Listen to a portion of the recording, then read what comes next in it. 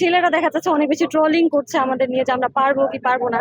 আমার মনে হচ্ছে যে আমরা বিগত বছরগুলোতে দেখেছি যে ট্রেনে বলেন বা হচ্ছে মেট্রো রেলে বলেন নারীদের জন্য আলাদা শাখা ছিল। সেক্ষেত্রে সেই সংখ্যাটাও অতি নগণ্য, যেটা তো আমাদের হতো না আর কি, যেটা বলতে চাই।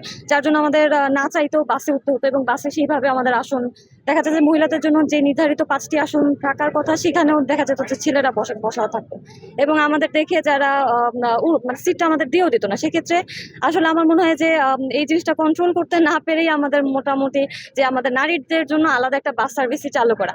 আশা করব এই সমস্যাগুলো আর হবে না, যেহেতু আমাদের আলাদা করে বাসই দিয়ে দিয়েছে।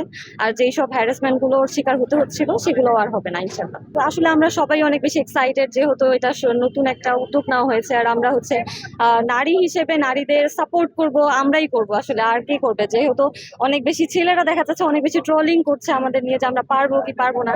দেখা যাচ্ছে যে সেই হিসাবে যদি আমরা নারী হিসেবে তাদের সাপোর্ট করি এবং হচ্ছে আমরা অনেকভাবে বলতে চাচ্ছি যে আমরা প্রাউড ফিলও করছি, যার জন্য আমরা ওনাদের সাপোর্ট করতে এখানে আজকে এসেছি। আশা করবো যে পরবর্তীতে আরো ভালো কিছু হবে। আমার মনে হয় 5টা, এটা তো জাস্ট একটা অফিসিয়ালি একটা অ্যানাউন্সমেন্ট করা হয়েছে। যদি 5টা পর্যন্ত 5টার পরে যদি যাত্রী থাকে সে অবশ্যই নামিয়ে দিয়ে যাবে, 6টা পর্যন্ত হতে পারে। সে তো 5টা বাজে অফ করে দিবে না, এমন কথা যে 5টা পর্যন্ত হয়ে গেছে তো 5টা পর্যন্ত, এরকম তার হবে না। বাইরের দেশগুলোতে এই নিয়মটা অলরেডি পালন করা হয়। আমরা বাঙালি হিসেবে অনেকটাই ব্যর্থ এইসব নিয়ম কানুন মানার ক্ষেত্রে। সেক্ষেত্রে আমরা নারী হিসেবে বলবো যে আমরা অনেক বেশি গোছালো হয়ে থাকি। এই নিয়মটা আমরা মোটামুটি পালন করতে পারবো ইনশাল্লাহ।